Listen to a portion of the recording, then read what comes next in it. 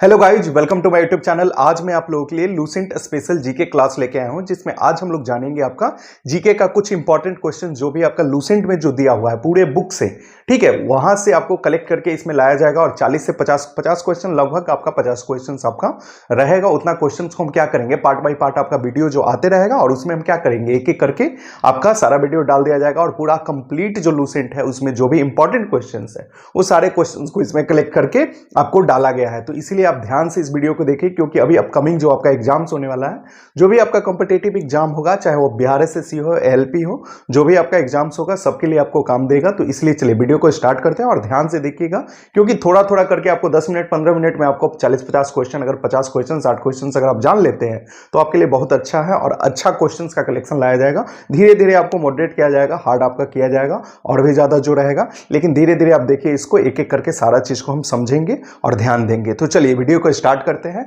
और देखते हैं। ये आपका पार्ट 1 हो गया। लूसेंट में अगर हम बात करेंगे तो ये आपका पार्ट 1 हो जाएगा, एक एक करके आपका ये आएगा इसमें।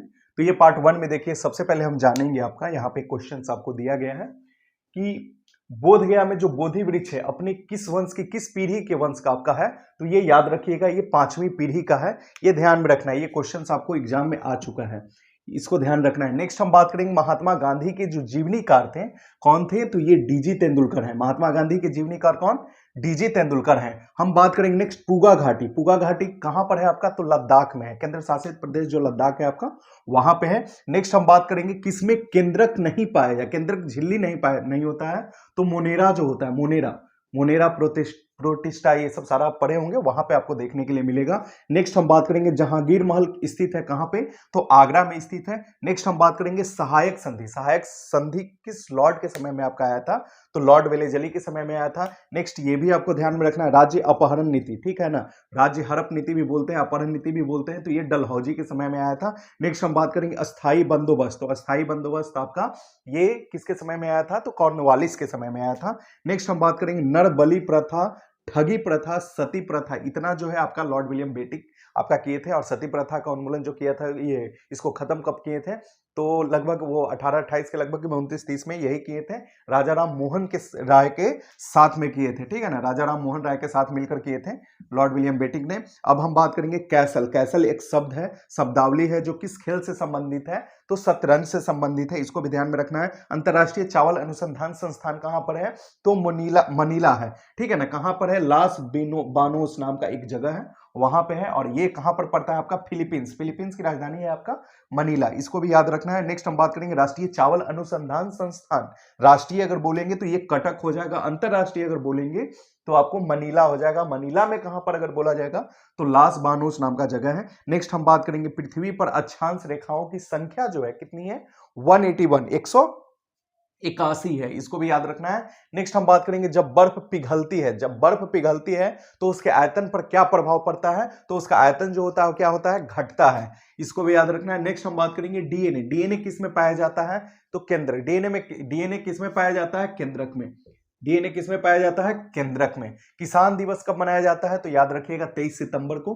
किसके जन्म दिवस पर मनाया जाता है, तो ये चौधरी चरण सिंह जो थे हमारे प्राइम मिनिस्टर थे, उनके जन्म दिवस पर मनाया जाता है। और उनको अभी हाल में आपका भारत रत्न जो है देने का घोषणा भी हुआ है, इसको भी याद रखना है। नेक्स्ट हम बात करेंगे सामान्य मनुष्य के विचारों तथा अंधविश्वासों का जो उल्लेख है किस वेद में किया गया है, तो अथर्ववेद में। अथर्ववेद में इसका उल्लेख किया गया है। पृष्ठ तनाव, इंग्लिश में इसको सरफेस टेंशन बोलते हैं। सरफेस टेंशन का ऐसा यूनिट जो होगा, मात्रक होगा, वो कौन सा होगा, न्यूटन पर मीटर या आपका जूल पर मीटर स्क्वायर भी होता है, दोनों होता है, तो ये दोनों को याद रखिएगा, कहीं कहीं पर आपको दोनों दे सकता है। नेक्स्ट हम बात करेंगे भारतीय संविधान के किस भाग को निरस्त कर दिया गया था, हटा दिया गया था, तो भाग 7 को हटा दिया गया था। आगे देखिए, विश्व में सक्रिय ज्वालामुखी की संख्या जो है कितनी है, लगभग 500 है, इसको याद रखना है आपका। तुज्जु दर्रा जो है आपका भाग किसको जोड़ता है, तो भारत से म्यांमार को जोड़ने का काम करता है, भारत और म्यांमार को जोड़ता है, कौन सा दर्रा, तुज्जु दर्रा। नेक्स्ट हम बात करेंगे भारत में मौसम संबंधित जो है आपका, मौसम संबंधित जो है सेवा जो है कब शुरुआत हुआ था, तो 1875 में, 1875 में ही आपका बिरसा मुंडा का भी जन्म हुआ था, ये भी याद रखना है, जो झारखंड में है, 1875 में। नेक्स्ट हम बात करेंगे केंद्रीय चावल विक्रय संगठन का मुख्यालय जो है वो कहां पर है? केंद्रीय चावल विक्रय संगठन का मुख्यालय, तो ये केंद्रीय विक्रय संगठन, नॉट चावल, केंद्रीय विक्रय संगठन का मुख्यालय कहां पर है आपका? तो चेन्नई में है, नॉट चावल, चावल नहीं है।